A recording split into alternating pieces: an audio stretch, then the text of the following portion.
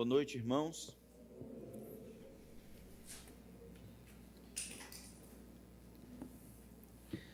Enquanto vocês abrem a palavra de Deus em Lucas capítulo 4, eu tenho feito um esforço para cobrir o Evangelho de Lucas o mais rápido possível. Acreditem ou não. Eu acho interessante, na conversa com outros pastores, em conferências que passaram, como está? Não, a última vez que a gente viu, como é que estava? Você estava expondo Lucas, como é que está? Estamos indo lá, você está onde? Estou no capítulo 5.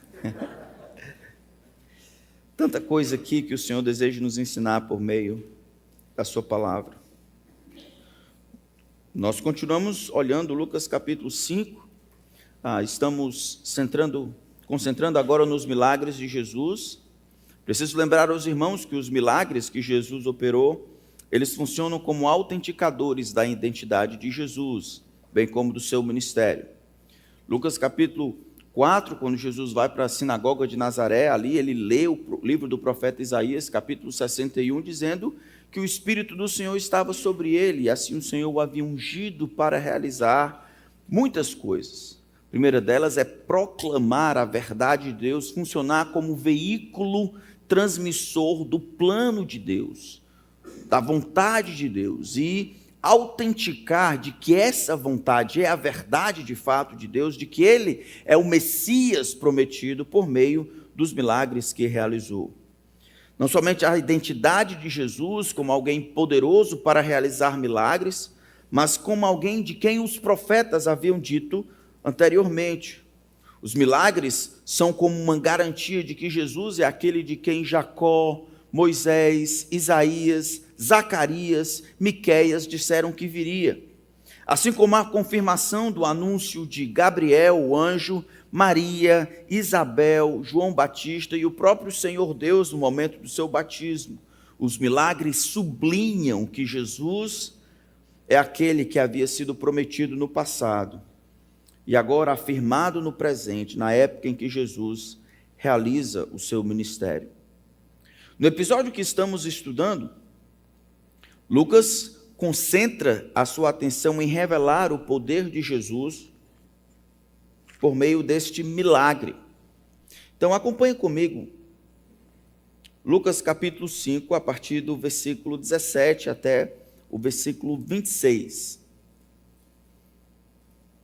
E aconteceu que num daqueles dias, Jesus estava ensinando e achavam-se ali assentados fariseus e mestres da lei, vindo de todas as aldeias da Galiléia, da Judéia e de Jerusalém. E o poder do Senhor estava com ele para curar. Vieram então alguns homens trazendo um paralítico deitado no leito. Eles procuravam levá-lo para dentro e colocá-lo diante de Jesus. E não encontrando uma forma de fazer isso por causa da multidão, subiram ao telhado e por entre as telhas desceram o paralítico no seu leito, deixando-o no meio das pessoas, diante de Jesus. Vendo-lhes a fé, Jesus disse ao paralítico: Homem, os seus pecados estão perdoados. E os escribas e fariseus começaram a pensar: quem é este que diz blasfêmias? Quem pode perdoar pecados a não ser um que é Deus? Jesus, porém, conhecendo os pensamentos deles, disse-lhes: O que vocês estão pensando em seu coração? O que é mais fácil? Dizer os seus pecados estão perdoados ou dizer levante-se e ande? Mas isto é para que vocês saibam que o Filho do Homem tem autoridade sobre a terra para perdoar pecados. E disse ao paralítico: Eu digo a você, levante-se, pegue o seu leito e vá para casa. E imediatamente ele se levantou diante de todos e pegando o leito em que até então estava deitado, voltou para casa glorificando a Deus. Todos ficaram muito admirados, davam glória a Deus e cheios de temor diziam: Hoje vimos coisas extraordinárias. Vamos orar. Senhor, tua palavra está aberta diante de nós, mais uma vez. E o nosso pedido é que o Senhor não nos permita fugir do que ela tem a dizer. Foi pela tua palavra que o Senhor criou os céus e terra, foi pela tua palavra que o Senhor fez nascer em nós vida, quando só existia morte. Usa então a tua palavra mais uma vez para realizar aquilo que só ela pode fazer. Eu peço a ti, Espírito, meu Senhor, que seja o nosso professor que descubra aquilo que tentamos esconder, que tudo fique patente aos teus olhos. Que o Senhor nos ensine sobre Jesus, o nosso Senhor. Que tudo que é humano seja esquecido. Mas aquilo que vem do alto, seja que desça ao mais fundo do nosso coração, para a tua glória e para o nosso próprio benefício. Em nome de Cristo. Amém. Então nós vimos aqui, na última vez que nós estivemos nesse texto, a existência de fariseus e escribas, que eram aqueles mais religiosos daquela época. Não diferente, eles estão ali vendo o que está acontecendo, eles vêm de partes as mais distantes, inclusive até da cidade de Jerusalém, e eles estão querendo saber o que Jesus vai fazer. Jesus tem uma multidão do lado de fora e as pessoas, pelo menos os amigos desse paralítico, desejam que Jesus tenha uma atenção focada nesse homem. Tentam por todos os lados, sendo impossível, eles sobem ao eirado lá, eles cacaviam o telhado por entre as frestas, tiram aquilo que poderia ser telha, o barro batido junto com os gravetos, eles abrem de cima da casa, eles descem um paralítico. Jesus avalia isso no versículo 20, vendo-lhes a fé não somente do paralítico, mas a fé de todos aqueles que estavam envolvidos nesse ato meio de desespero. E muito embora a primeira leitura possa parecer que esse homem estava à procura de cura, o que Jesus diz para ele primariamente ou inicialmente é: homem, no verso 20, os teus pecados estão perdoados. Mesmo que aquele homem fosse um paralítico, mesmo aquele homem com uma necessidade motora, mesmo aquele homem limitado em tantas coisas, reconhece-se por aquilo que Jesus diz para ele, que esse homem, mesmo envolto nessas limitações e padecendo grande sofrimento, o homem padece de um problema maior. E o homem deseja uma solução maior, que os seus pecados, que ele sabe que tem, sejam perdoados, cancelados, nulificados por Cristo. A fé que esse homem tem não é uma fé pelo melhor. Ele acredita que Jesus é aquela pessoa que pode finalmente resolver o problema que ele tem com o pecado. Jesus, dentro desse episódio aqui, quando ele é capaz de ler o coração dos homens, ele percebe a fé desse homem direcionada a ele, Jesus, como aquele que pode cancelar os pecados e dar para aquele homem o que o homem mais precisava. Os teus pecados estão perdoados. Jesus curou muitas pessoas mesmo sem a existência de fé.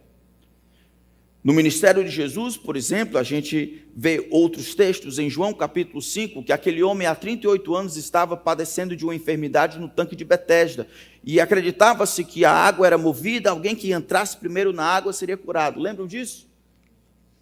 Tem um negócio aqui me chateando. Eu vou precisar de ajuda agora. Lilian, vem cá, meu.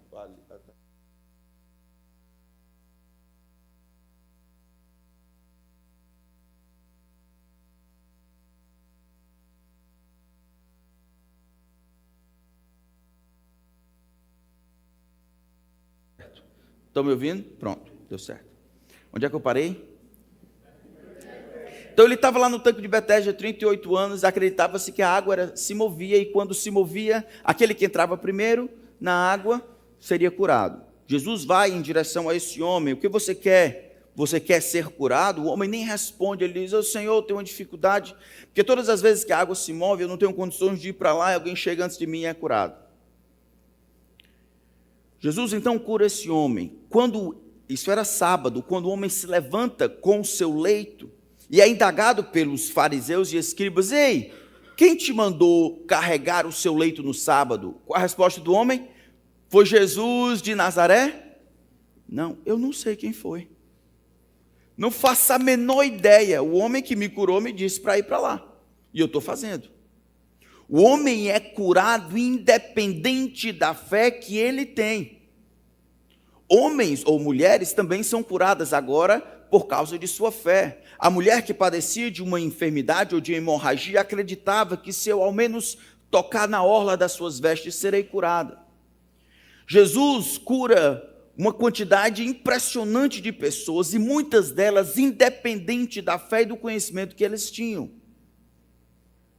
Mas isso não significa que aquilo que acontece no reino externo, ou isso que acontece exteriormente, as transformações, as curas que acontecem no reino físico ou na realidade física, implicam transformação, salvação na realidade espiritual. Aqui, no entanto, nós encontramos as duas coisas. Jesus, ele fala a realidade espiritual, a fé que esse homem tem de que é um pecador e que Jesus pode curá-lo dessa enfermidade espiritual que é o pecado, se encontram e o homem pode ser perdoado. Mas esse é um episódio diferente dos outros. A maioria das pessoas, como os próprios fariseus, como as pessoas de hoje, acham que a maior de todos os problemas, a maior de todas as necessidades é ter uma melhor condição de vida na esfera física, ignorando as necessidades espirituais. Mas nós vamos ver isso acontecer nesse próprio texto. Depois de demonstrar autoridade para perdoar os pecados, depois de conceder este perdão, nós vamos para um outro estágio, que é o estágio em que o perdão de Jesus é avaliado. No versículo 21, o texto diz que os escribas e fariseus começaram a pensar. Os escribas, como intérpretes ou advogados religiosos da lei, e os fariseus, como os líderes religiosos, eles começaram a pensar. O texto vai deixar claro que não existe nenhuma palavra audível. Aquilo que eles concebem na cabeça não passa para fora. Versículo 22, por exemplo, Jesus diz: o que vocês estão pensando em seu coração? Os dois grupos, tanto fariseus quanto os escribas, não sabemos a quantidade deles, começaram a avaliar a declaração de Jesus sobre conceder perdão. A avaliação deles é muito simples. Quem é este que diz blasfêmia? Quem é ele que desonra a Deus? Porque ninguém pode perdoar os pecados a não ser Deus. O texto, então, demonstra que Jesus, ele tinha conhecimento do que se passava, da reação desses homens ao que Jesus tinha acabado de fazer. Não é que Jesus está lendo as impressões de um homem com quem está conversando. Não é que Jesus está, pelas interações prévias com fariseus, deduzindo que a reação dos fariseus, aquilo que ele acabara de fazer, é outra, é de rejeição, ignorância, desprezo. O verso 22 diz que ele conhecia o conteúdo, a articulação fraseológica, como eles estavam pensando. Eu estou dizendo isso, irmãos, porque dedução espiritual, discernimento, percepção espiritual são habilidades importantes para o homem de Deus. Os pastores, para que o Senhor ajude-os a discernirem espiritualmente, deve orar para que Deus conceda esses dons para melhor servirem ao povo. Mas as palavras que estão no coração serem conhecidas é prerrogativa divina. Por exemplo, eu posso deduzir que algo não está bem com alguns de vocês. Eu posso até discernir algumas vezes a razão por que vocês não estão bem. E posso perceber quando algumas vezes vocês escolhem mentir ou não me dizer a verdade sobre por que não estão bem. Eu posso perceber pecado, posso verificar tristeza ou esfriamento espiritual. Mas como você descreve essa tristeza E as palavras que você utiliza para explicar como você está sentindo, isso somente Deus conhece. Na verdade, o Salmo 139, versículo 1 a 6, Yahvé, o texto diz: Tu me sondas e me conheces, sabes quando me sento e quando me levanto, de longe conheces os meus pensamentos, observas o meu andar, esquadrinhas o meu andar e o meu deitar, e de longe conhece todos os meus caminhos. A palavra ainda não me chegou à boca, e tu, Senhor, já a conheces toda. Tu me cercas por detrás, por diante ou por todos os lados, e sobre mim pões a mão. E o salmista conclui no verso 6, tal conhecimento é maravilhoso demais para mim, é sobremodo elevado, eu não posso atingir. Em outras palavras, a maneira como Jesus lida com os fariseus e com os escribas nesse texto prova por A mais B que Jesus tem qualidades divinas. É Deus quem conhece o que se passa claramente no coração dos homens. É Deus que cerca de todos os lados.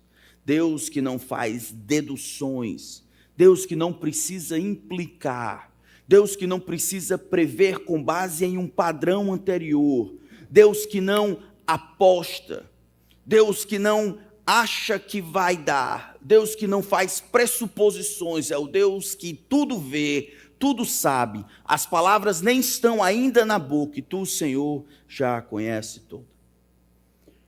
O texto, então, demonstra a autoridade de Jesus não somente para perdoar pecados, mas também manifesta o poder de Jesus para conhecer os pensamentos e também demonstra a autoridade e poder de Jesus para restabelecer, de alguma forma, parte da maldição de Gênesis 3, curando esse homem.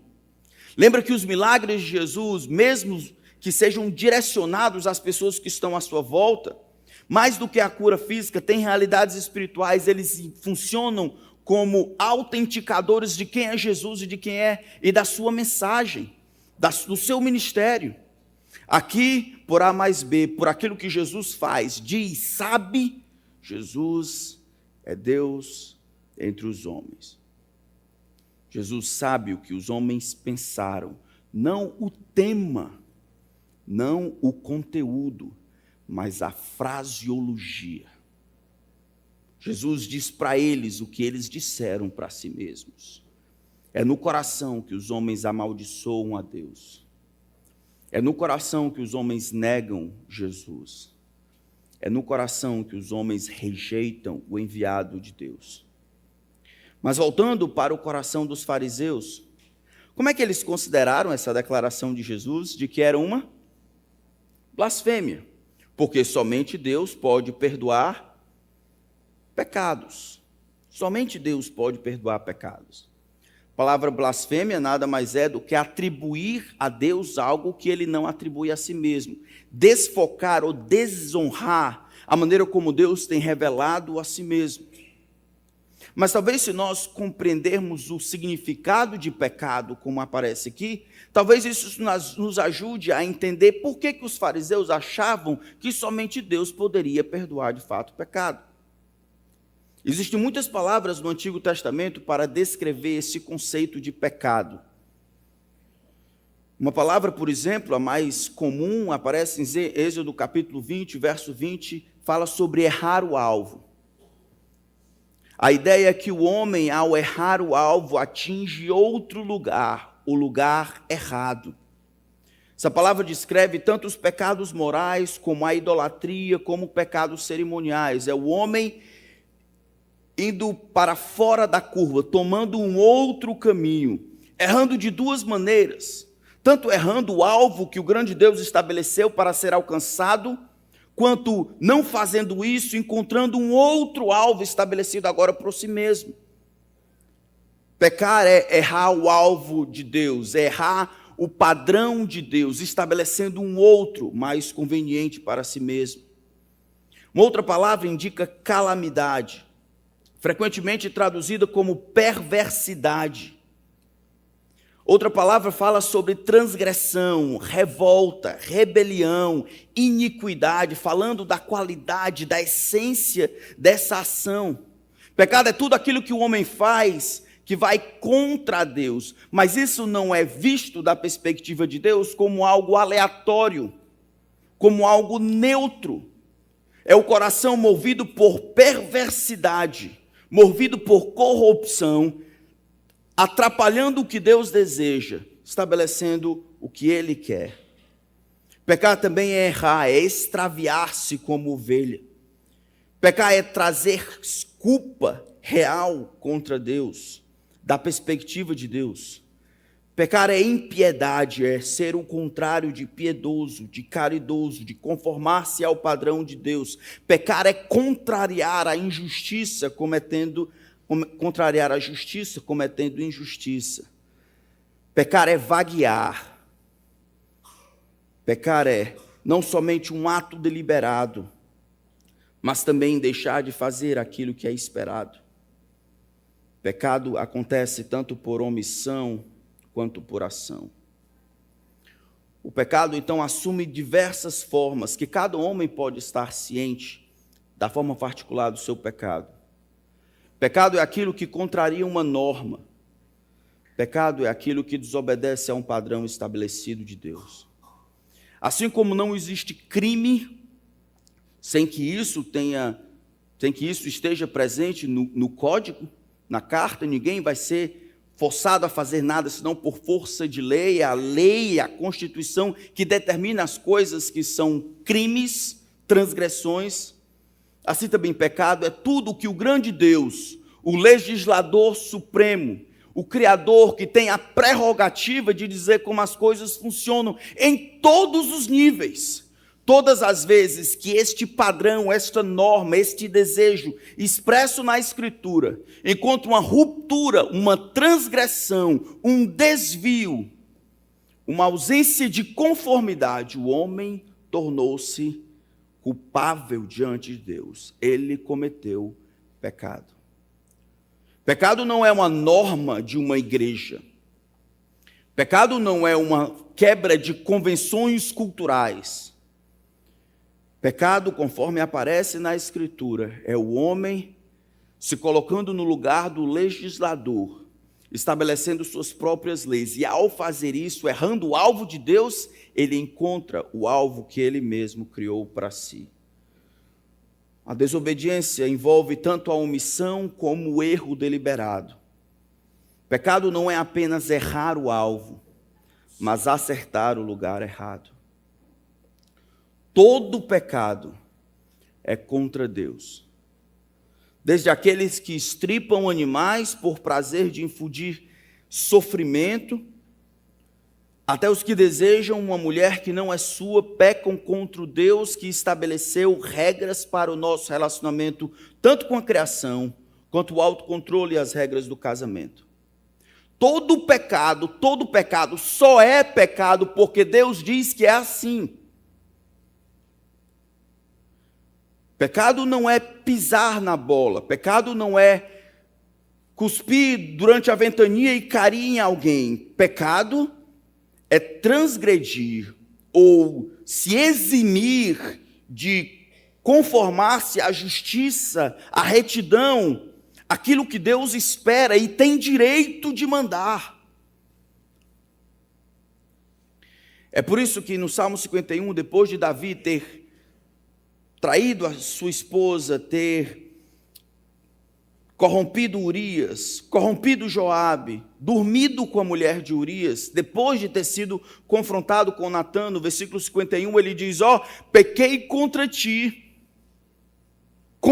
somente fiz o que é errado aos teus olhos, eu conheço o meu pecado, ele diz, verso 3, o meu pecado está sempre diante de mim. Ele havia pecado contra quase todo mundo, contra o reino, contra seus filhos, contra sua esposa, contra Urias, contra o seu comandante, contra Batseba. Mas ele sabe que no final das contas, essas coisas secundárias só são pecado porque o Deus Supremo, legislador, ele conferiu, orquestrou determinadas regras que regem todos os outros relacionamentos. E todo mundo que peca contra Os outros, na área horizontal, apenas reflete uma quebra de relacionamento, uma rebeldia, indisposição, desobediência no nível vertical. Quando você desobedece os seus pais, isso tem valor diante de Deus, demérito, isso traz culpa diante de Deus. Quando você destrata a sua esposa achando que tudo vai dar certo, porque no final, quando você faz aquelas coisas que ninguém sabe, nem talvez nunca vai saber, e no final das contas não faz mal a ninguém.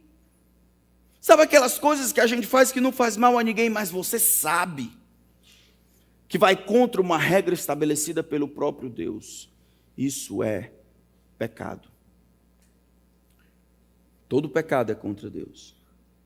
Todos os nossos pecados afetam o nosso relacionamento com Deus. Mesmo quando não atrapalha a vida de ninguém ou afeta a vida de ninguém, nós, quando pecamos contra o grande Deus e por isso pecamos contra Ele. Sendo que todo pecado só é pecado em relação à vontade de Deus, ou seja, só é pecado porque Deus assim o diz, o perdão, a anulação, redenção, expiação, cancelamento desses pecados só pode ser feito pelo próprio Deus. Os fariseus estão certos em sua teologia. Quem pode perdoar pecados? Quem poderia cancelar pecados? Quem poderia apagar os pecados? Senão aquele contra quem todos os pecados foram feitos. Quem poderia acabar com a dívida, senão aquele que traz no seu banco eterno a dívida de todos os homens, de todos os pecadores?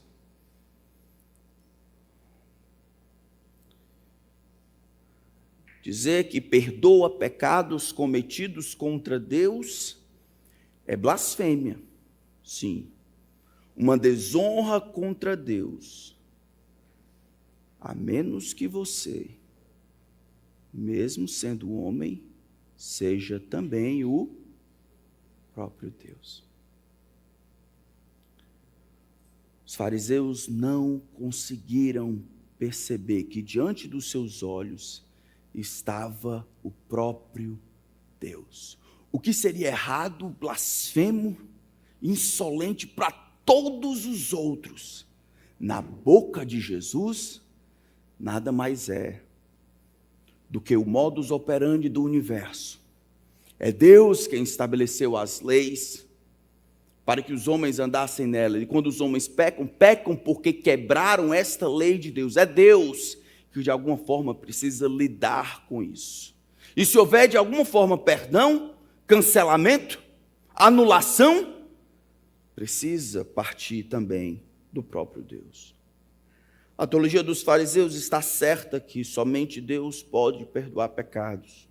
Num país católico como o nosso, eu preciso dizer a vocês que estão aqui, aqueles que vão assistir depois, os padres não conseguem perdoar pecados. Muito menos os pastores.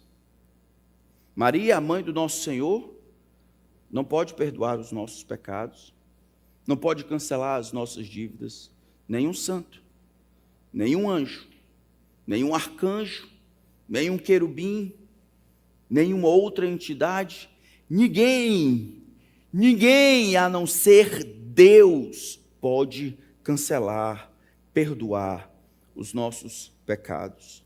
O único que pode perdoar os nossos pecados é aquele contra quem todos os pecados são cometidos, o próprio Deus. A avaliação dos fariseus permite que Jesus, no entanto, fale da sua identidade, de maneira clara.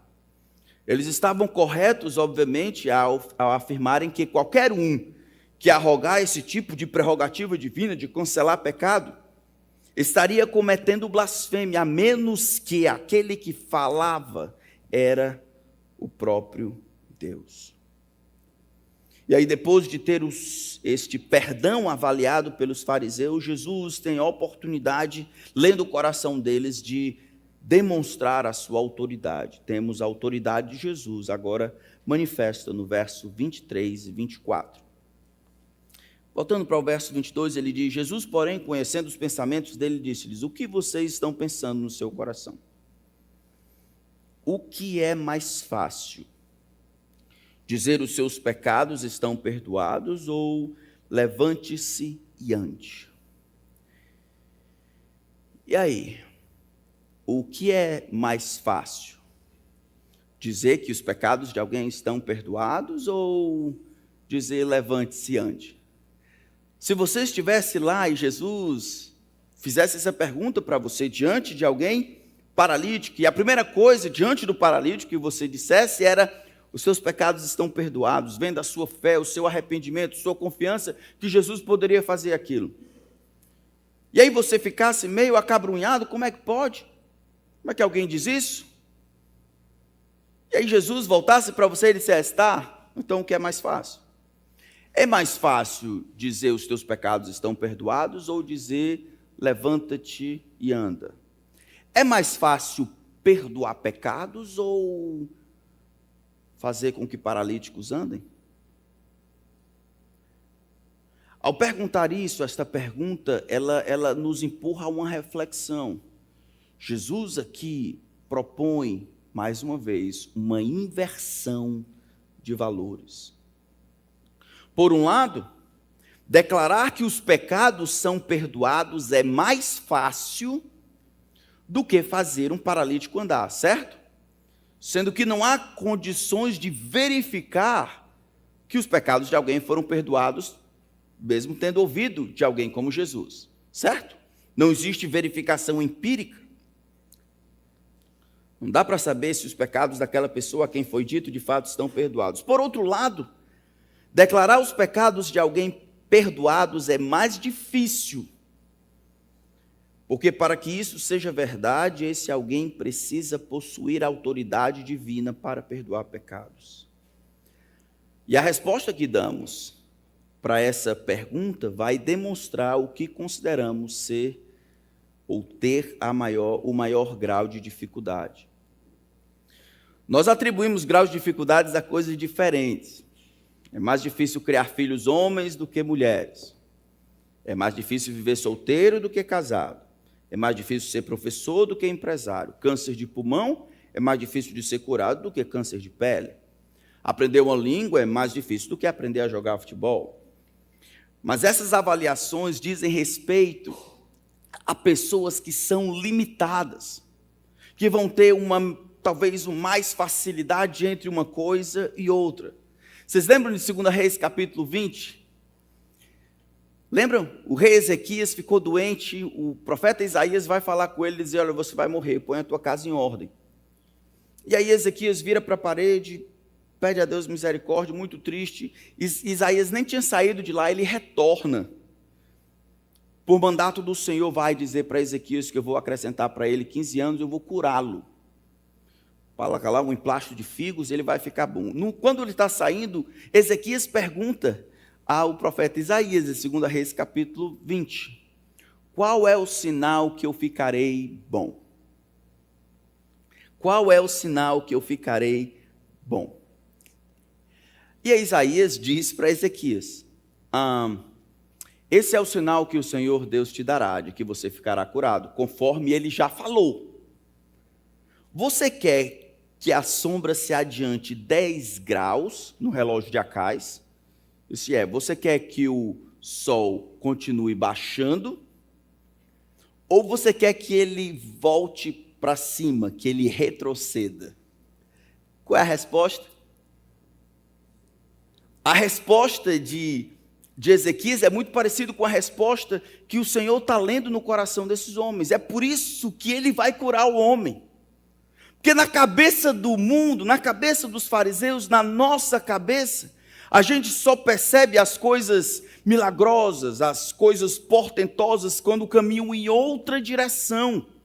E aquelas coisas subjetivas, atreladas a quem Deus é, que acontecem com base no que Deus diz e não podem ser verificadas, a gente tem uma tendência de colocar essas coisas como sendo simples. A resposta de Ezequias é assim: é fácil a sombra adiantar 10 graus. Se eu fosse eu dizer é fácil, então faz tu. Faz aí. Faz o sol continuar caminhando na mesma velocidade, com que ele não se bata nos outros astros, não fique chateado com a Via Láctea e mude de direção. Mantenha ele na órbita, todas as outras constelações. Faz aí, só 10 graus. Na cabeça de Deus, por meio do profeta, o que Deus está dizendo é: eu não tenho limitações, Ezequias. Eu posso fazer o que eu bem quiser, na hora que eu quiser. O que é portentoso para você e normal para você, exige de mim o mesmo controle, a mesma soberania. Sou eu que mantenho todas as coisas unidas, aqui e agora. Quer que reverta? Eu reverto. Mas não seria menos milagroso se eu mantivesse exatamente como vai. Porque as coisas têm em mim a sua concentração, sou eu que mantenho todas as coisas juntas. Mas Jesus pergunta a mesma coisa. O que é mais fácil? Mais fácil é perdoar pecados ou é mais fácil dizer ao paralítico: ei, levanta e anda? O que você e eu responderia?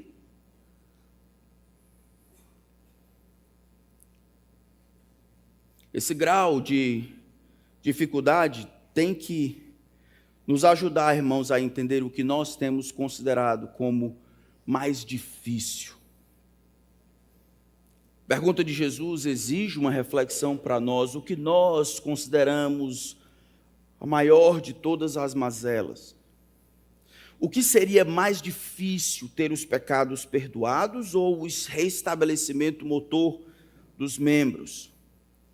Que é mais fácil ter os nervos restaurados ou o perdão dos pecados? Ter sangue fluindo, irrigando os membros decrépitos ou o perdão dos pecados? O mais difícil precisa estar ligado à maior de todas as dificuldades humanas. A praga das pragas, a metástase da alma, o maior de todos os pesadelos, a pior de todas as desventuras.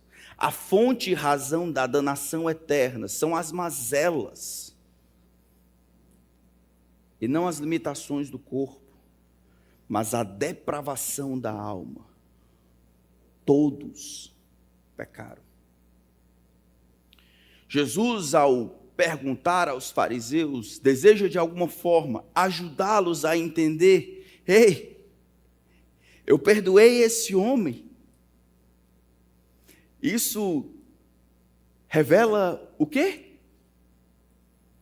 Eu concedi perdão a esse homem, isto cancela para sempre a sua dívida e coloca esse homem no estado de bem-aventurança, e esse homem estará inteiro um dia.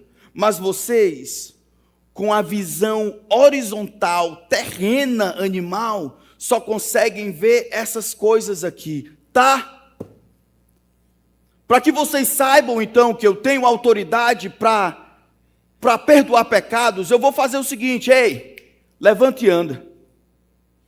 E o homem imediatamente se levanta e se põe a andar, aquele que estivera doente. Mas Jesus faz esse milagre para funcionar como uma alavanca, como sustentáculo da habilidade e capacidade que ele tem de perdoar pecados. A maior de todas as desgraças do homem não é que eles não andam, não é que eles só mexem a cabeça, não é que eles morrem de alguma forma de câncer, não é que eles sofrem. A maior de todas as mazelas, da perspectiva de Jesus, é que os homens estão numa ruptura com Deus. Estão mortos-vivos, caminhando para a perdição. A única solução é se Deus, de fora para dentro, olhar a condição desses homens e disser: eu vou perdoar os pecados dele, e der fé e tratá-lo com graça. Mas os fariseus não entendem isso. Você entende? O que é mais fácil? O que você acha que seria mais difícil? A inversão de valores aqui aparece quando Jesus dirige a atenção dos discípulos para a maior de todas as bênçãos, que cancela a maior de todas as maldições. E Jesus, como dono dela, se o nosso coração se alegra mais com o bônus que recebemos no final do mês do que com o perdão ilimitado de Cristo, se você, meu irmão, quando fecha os olhos, diz consigo, na sua dor e frustração, tudo seria diferente se eu ganhasse, e não Cristo e o que Ele prometeu, é porque você está concentrando nessas coisas que estão aqui. Nossa maior alegria provém de algo que não é terreno, algo que somente Cristo pode dar. É o perdão dos pecados concedidos pelo próprio Deus, por meio do seu sacrifício do seu próprio Filho, dado de graça, sem cobrança, eternamente. Então, depois de perguntar sobre o que seria mais fácil, e fazer os fariseus refletirem sobre quem estava diante deles, Jesus ordena, no verso 24, para que vocês saibam que o Filho do Homem, essa figura que eu espero, vamos ver depois, em Daniel capítulo 4, para que vocês saibam que o Filho do Homem tem autoridade sobre a terra para perdoar pecados. Ele diz ao paralítico: levante-se, pega o seu leito e vá para casa. A cura de Jesus aqui, exatamente o que os homens poderiam considerar mais difícil. Eles considerariam mais difícil a cura, porque era algo que eles poderiam verificar. Quem tem boca fala o que quer. Mas esse simplesmente serve para atestar que o Filho do Homem tem autoridade para perdoar pecados. A cura, nessa situação, é apenas para atestar que aquilo que Jesus disse àquele paralítico, isso é, os seus pecados estão perdoados, de fato aconteceu. Que o homem foi feito são espiritualmente. E a cura física simplesmente atesta a cura da alma. A cura do corpo funciona como essa indicação de que Jesus tinha capacidade de curar também a alma. Não é uma questão simplesmente de cura por si, mas de verificação. O perdão dos pecados contra Deus, bem como o poder para restabelecer o paralítico, depõe a favor da autoridade de Cristo. Interessante como Jesus descreve o seu perdão. Ele diz: isso aqui eu vou fazer para que vocês saibam que o Filho do Homem tem sobre a terra, não somente sobre o céu, mas tem sobre a terra o quê? Ele fala o quê? Autoridade para perdoar pecados. Interessante que ele fala sobre autoridade. Eu tenho autoridade para perdoar pecados. Eu tenho na terra direito para perdoar pecados. Eu tenho condições de cancelar as dívidas. A diferença entre Jesus e os outros é uma diferença, às vezes, que existe entre patrão e empregado. A gente estava lá em Capistrano, por exemplo, e aí a gente trouxe um bocado de gente para tomar açaí. Levei um bocado de americano, porque lá não tem açaí, só tem sorvete, então vieram para cá para tomar açaí. E haja eles comerem açaí. E eu vendo a conta subir, e o açaí. E aí foi no final, fui pagar, eu disse: rapaz, não tem um desconto não? Aí ele disse assim: só quem dá desconto é o patrão. O proprietário não está aqui. Aí eu não tenho autoridade para fazer isso. Eu simplesmente, eu não posso. E todo mundo talvez já passou por isso. Já passamos pela situação de pedir desconto e o colaborador dizer exatamente: desculpa, eu realmente não posso dar desconto. O proprietário não está aqui. O patrão tem liberdade, o proprietário tem liberdade de dar a terra de graça. Ele tem autoridade para diminuir o valor do produto, para aumentar o desconto. É dele. Quando olhamos no Antigo Testamento, nós vimos todos os pecados, não importa contra quem, e em não importa a direção, se contra si, contra você mesmo, isso é 1 Coríntios capítulo 7, aqueles que dormem com a prostituta pecam contra o seu próprio corpo. Se contra os outros, na esfera horizontal, se contra a criação, não importa. Todos esses são pecados contra Deus. Então, a dívida que se contrai então com Deus, dá a Deus, porque é o legislador, a autoridade, na verdade, o único que teria autoridade, porque todo pecado foi contra ele. É o que Jesus está dizendo. Jesus é aquele contra quem todos os pecados devem. Você está aqui, está de mal com sua esposa, seu pai, seu filho, seu tio, seu patrão, isso é pecado contra Jesus. Você tem um problema é com Jesus. Todos os nossos pecados, eles afetam nossa comunhão com Jesus. Por isso que o Guilherme estava dizendo, 1 Pedro 3,7, se nós não tratamos a esposa direito, ele diz, as orações de vocês, maridos, serão interrompidas. Como assim? Não tem nada a ver? Tem tudo a ver. Não fazer isso é pecar contra a esposa, que é pecar contra Deus, porque foi Deus quem disse como se deve lidar com a esposa. Não foi invenção dela, não foi uma convenção, foi Deus que disse que é assim. Jesus tem sobre a terra autoridade para cancelar pecados. Perdão dos pecados não se resolve dividindo o débito. Faz a tua parte que eu te ajudarei. Isso funciona em muitos cantos, não com perdão. O perdão dos pecados não é conseguido com você se esforçando para não pecar mais e dizendo, no final, Deus vai ver o meu esforço. O perdão dos pecados não acontece com você dizendo, mas eu vou obedecer a partir de hoje. E você vai ver, eu não vou pecar nunca mais. E aí Deus vai ver isso, minhas boas obras, minha bondade, caridade com os outros, e olhando isso, aquelas coisinhas que eu fiz um tempo passado, Ele vai unir e colocar na balança a minha bondade com a bondade de Deus, e aí vai dar certo. Você não tem autoridade para perdoar pecados cometidos contra o próprio Deus. E a razão é clara, você, achando ou não, não é Deus. Só existe um Deus. E é Ele quem perdoa pecados cometidos contra Ele.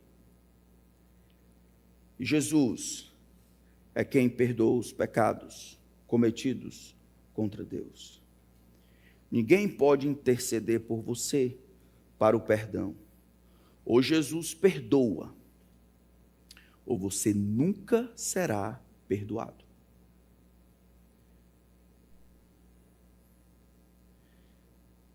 O homem se levanta e, perdoado, restaurado, corpo e alma, o homem se levanta.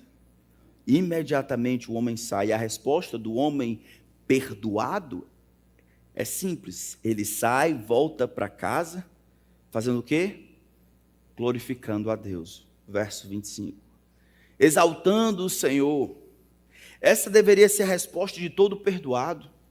É para onde a nossa mente, atolada com os pesos e desventuras dessa vida, deveria ir. Se tudo der errado e se nada der certo, eu fui perdoado por Jesus. O Senhor me salvou por sua graça e eu vou glorificar a Deus nessa vida. E vou glorificar por causa do perdão recebido, vou glorificá-lo eternamente na outra. A resposta desse homem, no entanto, faz um contraste com a resposta dos outros. Verso 26 conclui a cena dizendo, todos ficaram muito admirados. Todos que presenciaram essa cena ficaram muito admirados, davam glória a Deus e cheios de temor diziam, hoje vimos coisas extraordinárias.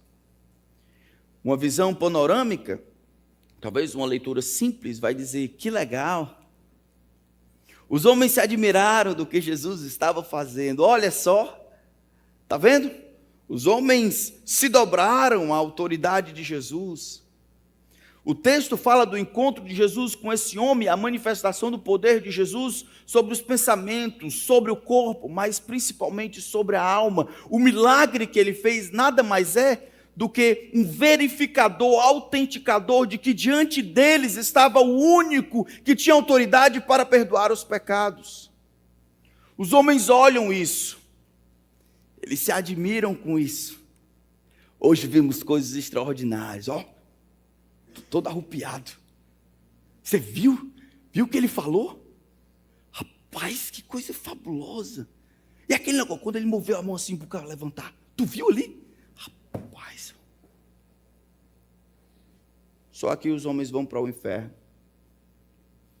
A admiração para as coisas de Deus não é suficiente. Estava diante deles o homem que poderia perdoar os pecados.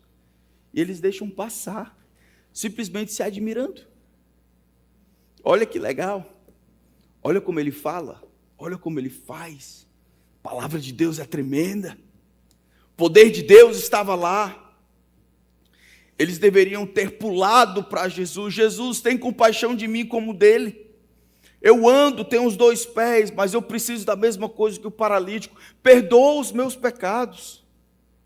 Se isso demonstra que o Senhor tem autoridade, usa dessa tua autoridade para perdoar os meus pecados. Mas os homens simplesmente se admiram e contam um para o outro. Hoje vimos coisas extraordinárias. Esses homens não se arrependem no final da cena.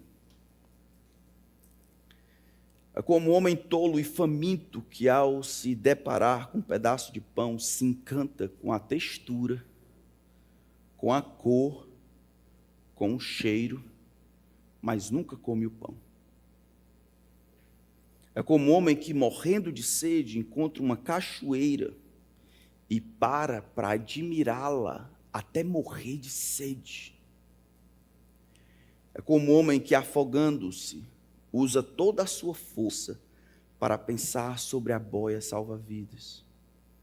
E seu último suspiro para descrever como a boia salva-vidas diante dele era maravilhosa. Esses homens estiveram tão perto. E ao invés de se humilharem, arrependidos, implorando por salvação em Cristo, escolheram se admirar com quem Jesus era. E assim, para a própria ruína, eles ratificam que o problema não foi a exposição à vontade e verdade de Deus, mas o desejo do coração de rejeitar a oferta de perdão oferecida por Cristo. Se essa é a tua situação, se essa é a tua situação, você já tem se arrependido dos seus pecados, crido em Jesus como o único que pode salvar você. Familiaridade não é conversão, religiosidade não é conversão. Se arrependa dos seus pecados, está hoje mais uma vez. A oferta é para todos os pecadores. Venham! Clamem por misericórdia e o bom Deus que enviou o seu Filho e ama você. Ele perdoará os seus pecados. Ele dá esperança para essa vida e para outra. E mesmo quando a vida for difícil aqui, a presença de Cristo vai nos acompanhar.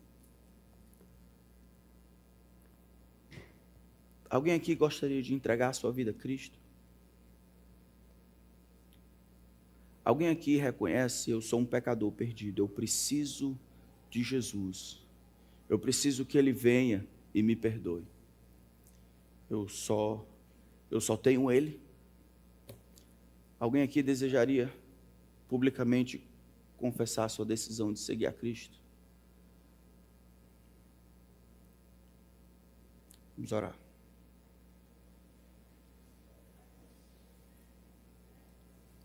Não é a mim, Senhor, que os homens rejeitam.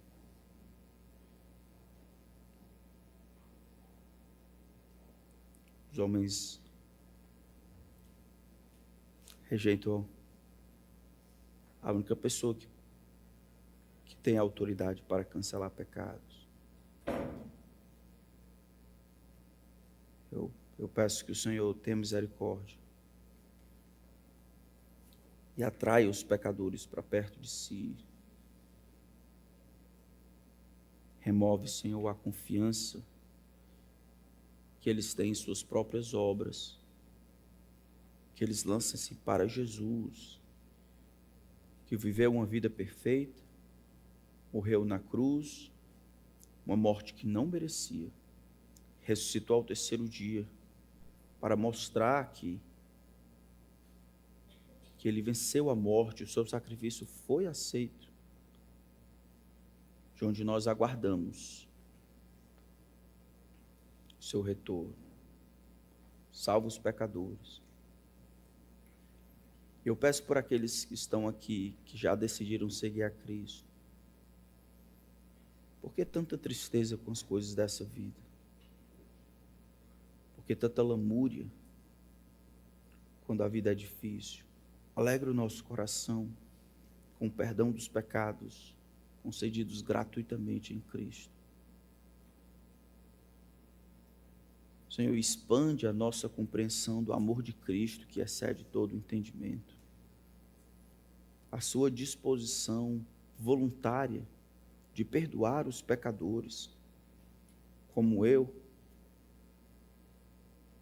Faze-nos, Senhor, admirar a tua pessoa, tua grandeza.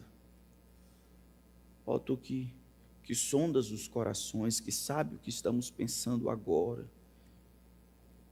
que sabe todas as palavras, mesmo aquelas que não são ditas. Ajuda-nos, Senhor, a confessarmos os nossos pecados. O Senhor é o juiz dos nossos segredos. Todas as coisas estão patentes aos teus olhos. Nada é encoberto, nada é escuro.